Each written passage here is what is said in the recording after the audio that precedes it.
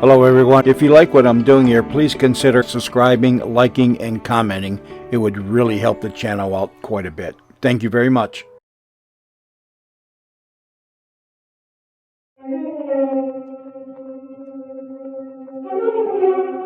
We present Crawford Logan as Paul Temple and Gerda Stevenson as Steve in Paul Temple and Steve, a serial in 8 episodes by Francis Durbridge. Episode 5. David Nelson Explains. Paul Temple, the celebrated novelist and private detective, is visited by Sir Graham Forbes of Scotland Yard and by a Mr. Philip Kaufman, who is attached to the Special Branch. Kaufman tells Paul Temple about a notorious criminal known as Dr. Belasco.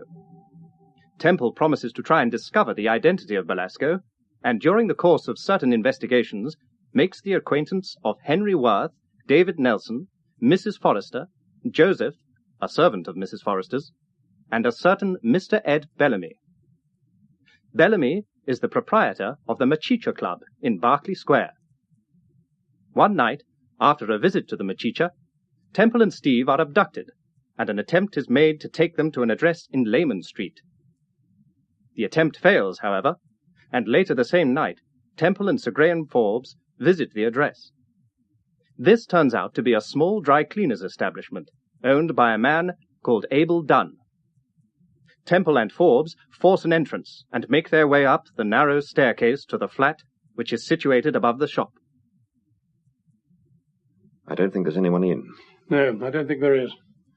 The door's locked. You sure? Yes. Oh, What is it? there's something on the doorknob. I think... It's blood. Get the door open. Get it open, quickly. Quickly, Sir Graham.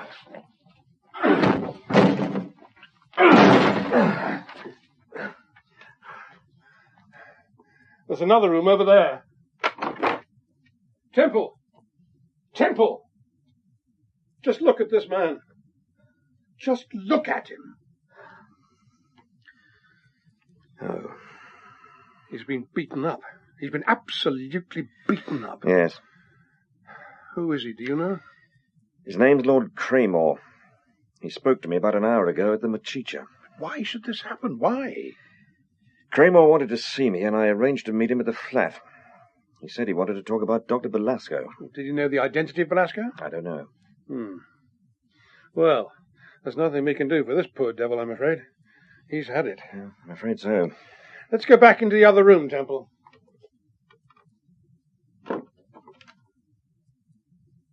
Our friend Mr. Dunn doesn't appear to be a very tidy individual. It rather looks to me as if he left in a hurry. Yes, just what I was thinking. You know, Kaufman's right about this business. Someone must have found out about your telephone call. They knew that we were following you, and that unless something happened to prevent the driver from bringing you...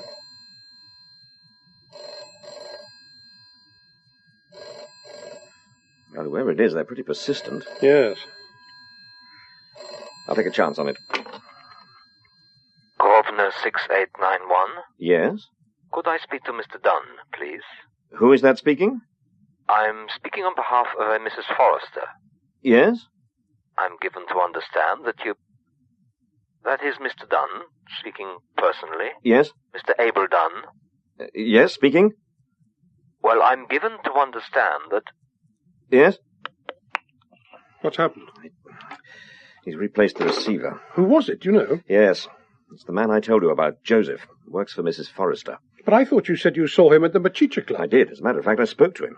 Are you sure it was the same man on the phone? Yes. Well, what did he say? Well, first of all, he said that he was speaking for Mrs. Forrester. Then he asked me if I was Abel Dunn. When I said that I was, he said, I'm given to understand that you... And then he stopped. Obviously, he must have guessed that something was the matter. I wonder what he wanted. I don't know. You know, Temple, Braddock must have been right. This is the place that taxi driver intended to bring you to. Listen. Otherwise... Someone coming up the stairs. Yes. I wonder if it's Kaufman. No. No, I don't think it is. Stand by the door, Temple. Yes, all right. He's at the door. Yes. Don't touch it. Stand back! This time, my friend, I've come under slightly different circumstances. Good evening, Mr. Worth. Sir Graham, what does this mean? What's happened? Where's Dunn? Mr. Temple? Drop the gun. Drop it.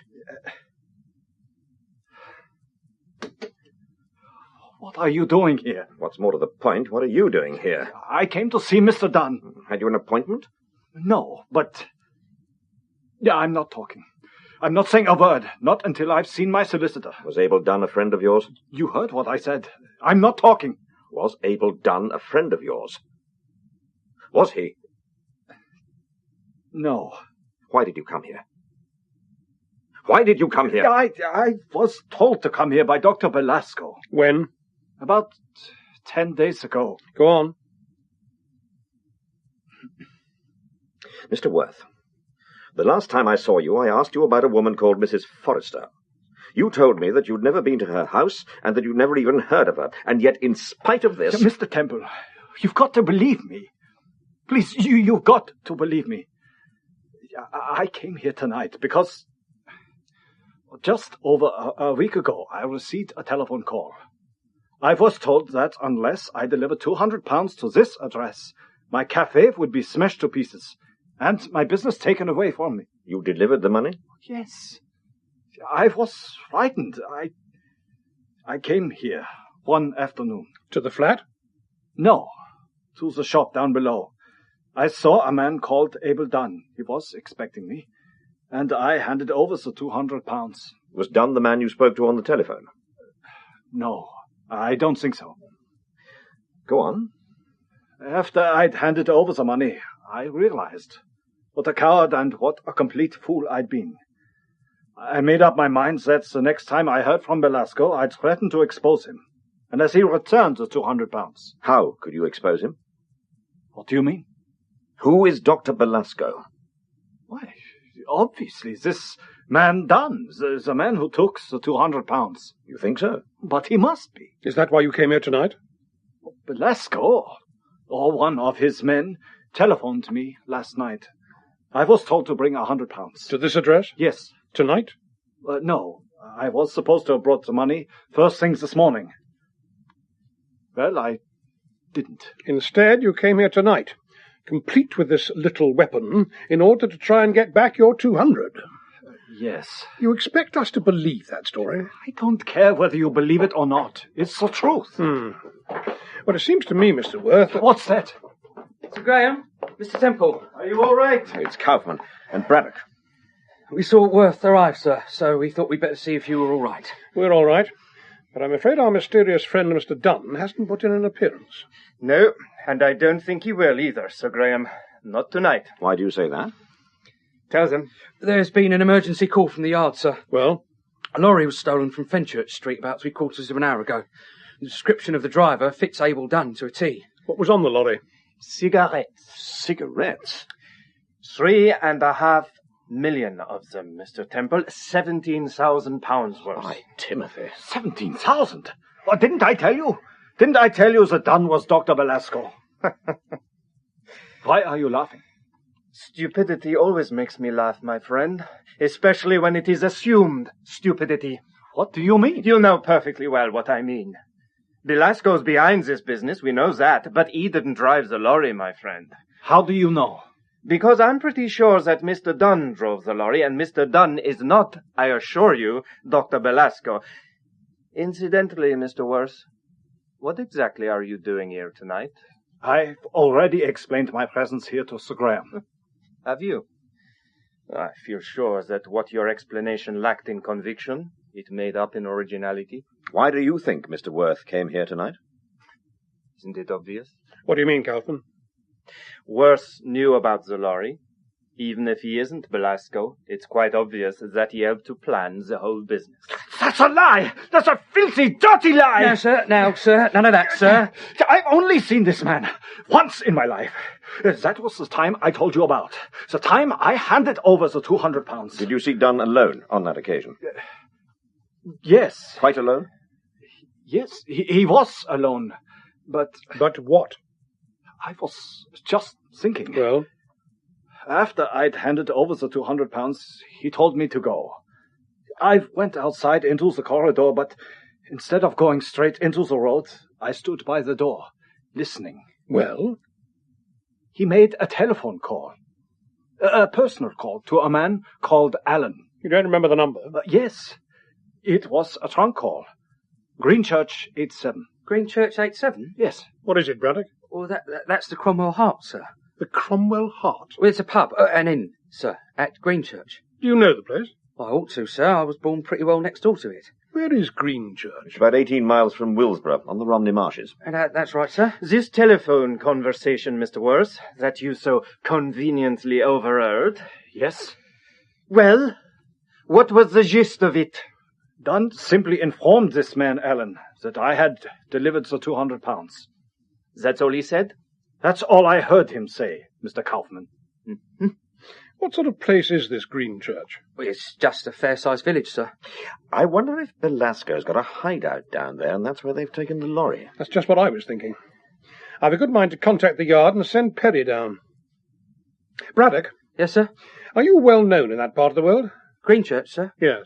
Oh, no, sir. You see, I've been away for years. But you know the district? Well, like the palm of my hand, sir. Who's in charge of your division? Inspector Copthorne, sir. Good. I'll get Perry to speak to Copthorne first thing tomorrow. Meanwhile, change into plain clothes and get down to Greenchurch. Keep your wits about you and your eyes open. If you see anything out of the ordinary, report direct to the yard. Very good, sir. Report to Mr. Kaufman or Inspector Perry. You understand? Yes, sir. I understand, sir.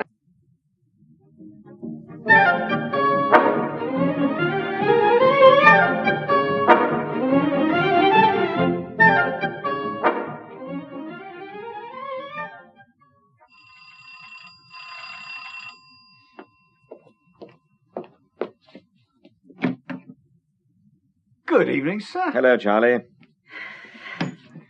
I'll take the coat, Mom. Oh, thank you. Any messages? Mr. Nelson's here, sir. He's in the lounge, sir. Mr. Nelson? How long has he been here? Oh, only about 2 or 3 minutes. Seems in a bit of a stew with himself. Would you like me to get you any sandwiches or something? No, thank you, Charlie.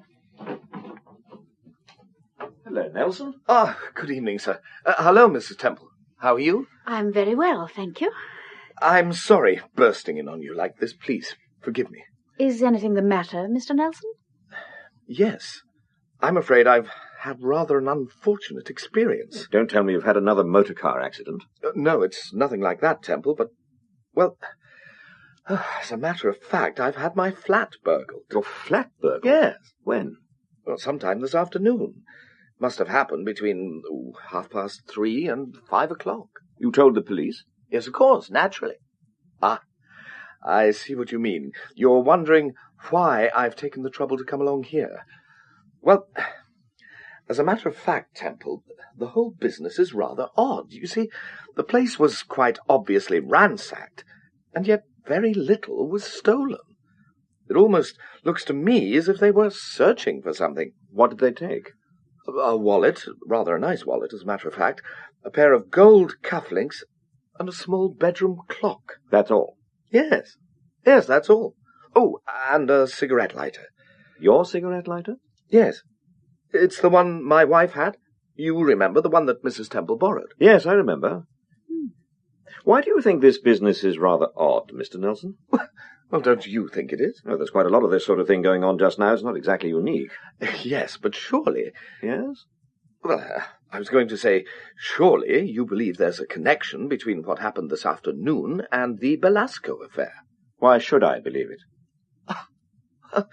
Surely, Temple, don't you realize that since Mary Hamilton was murdered, since I decided to take a personal interest in this affair, there have been 2 attempts on my life, 2 definite attempts. Nelson. Yes? Supposing we put our cards on the table. What do you mean? Supposing you tell me exactly what you think happened this afternoon. All right. I think my flat was broken into by Mrs. Forrester, or someone acting on Mrs. Forrester's behalf. I believe that that person was told to get the letters that Mrs. Forrester wrote to my wife. I believe, quite frankly, that Mrs. Forrester is the person you're looking for, the notorious Dr. Belasco. Well, that's frank enough. Now I'll be frank with you. Here's your cigarette lighter. How on earth? Do you mean to say... Is this a joke? Isn't it your lighter? Of course it's my lighter. You know perfectly well it is. You searched my flat. You broke into my flat this afternoon and... Do you really think that's what happened, Mr. Nelson? Well, It isn't. Where did you get the lighter from? I found it. Or rather, Sir Graham Forbes found it. Where? At Mr. Dunn's. Who the devil is Mr. Dunn? He's the proprietor of a small dry cleaning establishment in Layman Street. You must forgive me if I appear a little bewildered, Temple, but quite frankly, I can't make head nor tail of this. We found your lighter on a staircase leading up to a flat occupied by a certain Mr. Abel Dunn. We assumed, not unnaturally, that you had visited Mr. Dunn and accidentally dropped your lighter. But I've never even heard of the man. Just a minute. Look here. You can see what's happened. This is the man Mrs. Forrester engaged, the man who broke into the flat. When he found that he couldn't find the letters, he grew desperate and decided to help himself To the cigarette lighter, the wallet and the clock. Exactly, Mrs. Temple.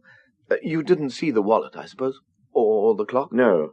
And if we had, we shouldn't have known they were yours. No, of course not. Temple, why did you visit this man Dunn in the first place? Because we had reason to believe... He's mixed up in the Belasco affair. Yes. Well, there's your answer. He's the man who broke into my flat, all right. Catch Mr. Dunn I presume you haven't caught him? Not yet. Well, catch Mr. Dunn, and to my way of thinking, you've got the key to the whole situation. 10 to 1, he'll double-cross Mrs. Forrester and confess. To your way of thinking, we've got Dr. Belasco. Exactly. Well, how would you like a drink, Mr. Nelson? No, thanks, I must be off. As a matter of fact, I feel I'm making rather a nuisance of myself. Nonsense. It's all right, Paul. I'll answer it. Goodbye, Mrs. Temple. Oh, goodbye, Mr. Nelson. Hello? Mayfair 1784. Yes? Hold the line, please. Mr. Bellamy wants you. Hello there? Hello? Mr. Bellamy? Mrs. Temple? Yes. How are you? I'm very well, Mr. Bellamy, thank you. How are you? I'm swell. Sorry I didn't get a chance to have a chat with you tonight, Mrs. Temple, but, well, you know how it is. I know. Do you want Paul? Yes, I'd rather like to have a word with him, if it's convenient. Hold on a moment. It's Mr. Bellamy. Bellamy? Hello, Bellamy? Hello, Temple. I'm sorry to disturb you. That's all right. What can I do for you?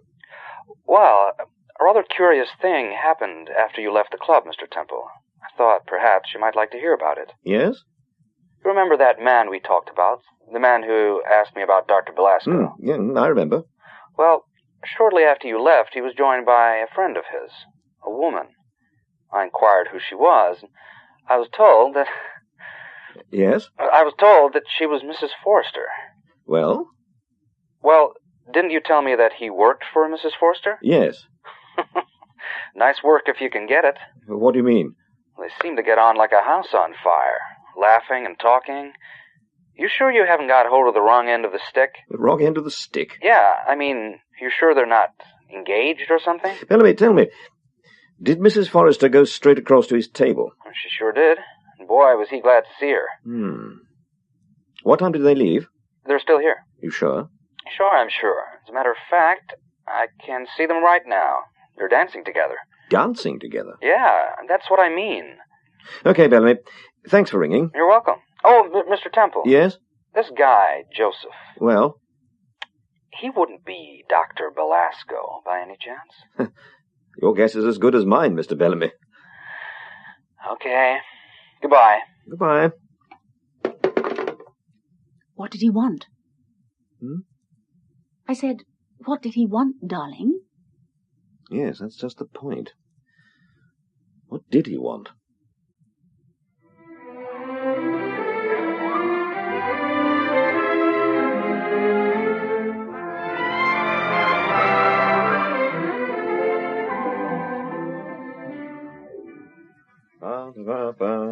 Open the door, Richard.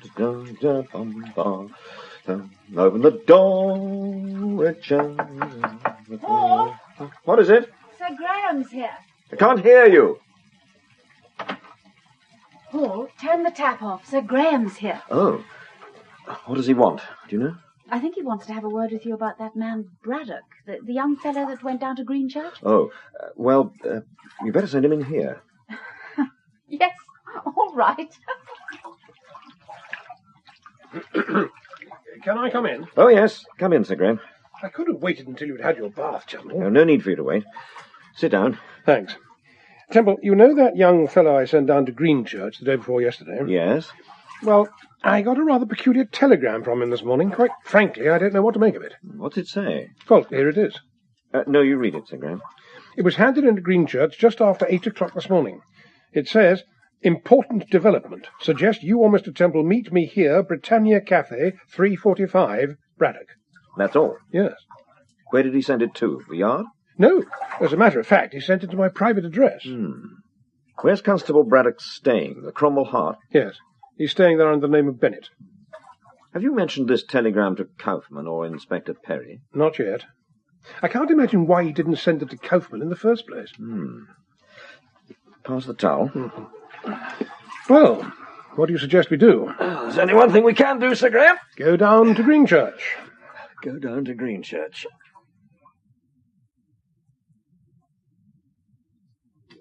Yes, I did. Another cake, darling? No, thank you. Sir Graham? No, thank you, Steve. What time do you make it? It's nearly 5. He's not going to show up. I'm afraid not. I wonder... Yes? Oh, I was just thinking. I wonder what we'd better do. I don't know. You don't think Braddock left a message for us? Here? Well, actually, I was thinking of the inn. No, he didn't leave a message at the inn. I asked when we arrived. Well, do you think he left a message here? I doubt whether he'd do that. Well, if he did, he'd probably leave it at the cash desk downstairs. Go down, Steve. Buy some biscuits or cakes or something. If I can get them. And make a sort of casual inquiry. Don't seem too concerned about it. I know, darling. The name's Bennett, Steve. Yes. I shan't be long.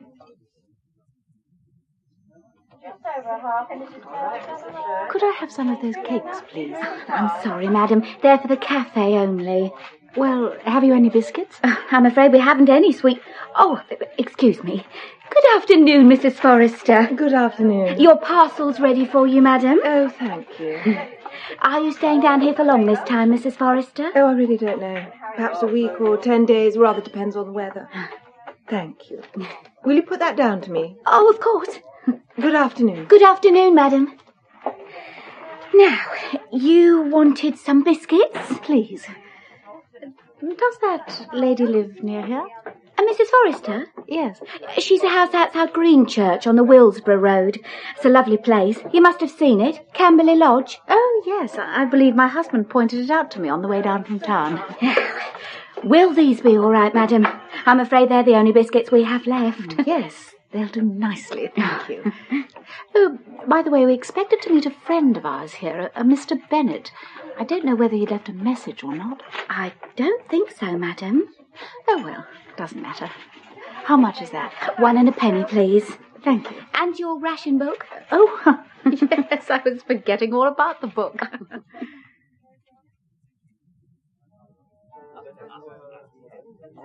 I don't see any reason for being suspicious, Sir Graham. But the fact remains, Braddock must have discovered something, otherwise he would never have sent that telegram. Oh, here's Steve. And she looks pretty excited about something. Hello, Steve. Any luck? What's happened? Braddock didn't leave a message, but... Yes? You know that woman, darling, Mrs. Forrester? Yes. What about her? She's got a house down here, just outside Greenchurch, a place called Camberley Lodge. She has she? She was downstairs just now. I nearly bumped into her. I wonder if that's what Braddock discovered. We'll go back to the inn. If there's no sign of Braddock by 9 o'clock, we'll call on Mrs. Forrester.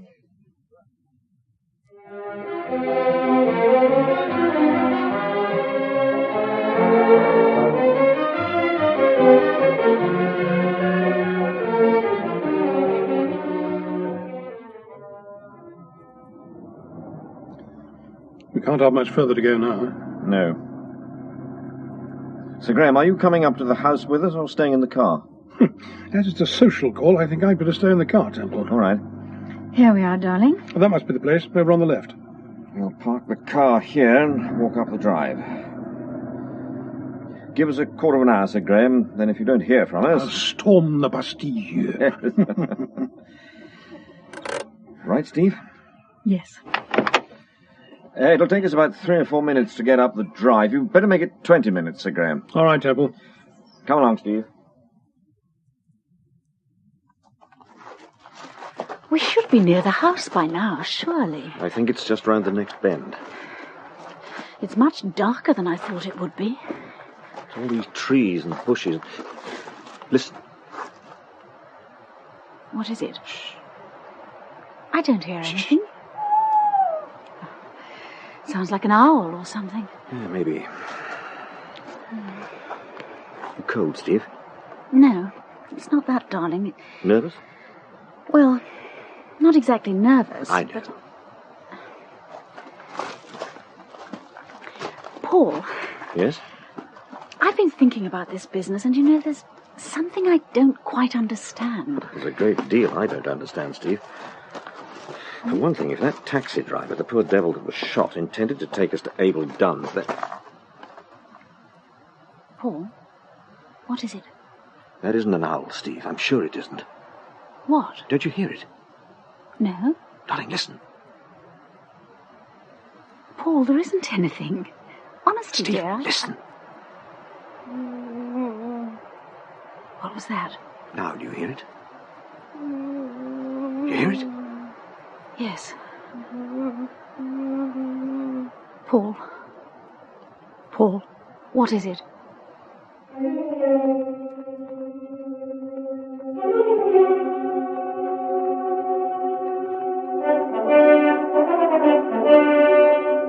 You have been listening to the 5th episode of Paul Temple and Steve, a serial in 8 episodes by Francis Durbridge, with Crawford Logan as Paul Temple and Garda Stevenson as Steve. Others taking part were Candida Benson, Jimmy Chisholm, Richard Greenwood, Robin Lang, Lucy Patterson, Greg Powery, Gareth Thomas, and Nick Underwood. The production for the BBC was by Patrick Rayner.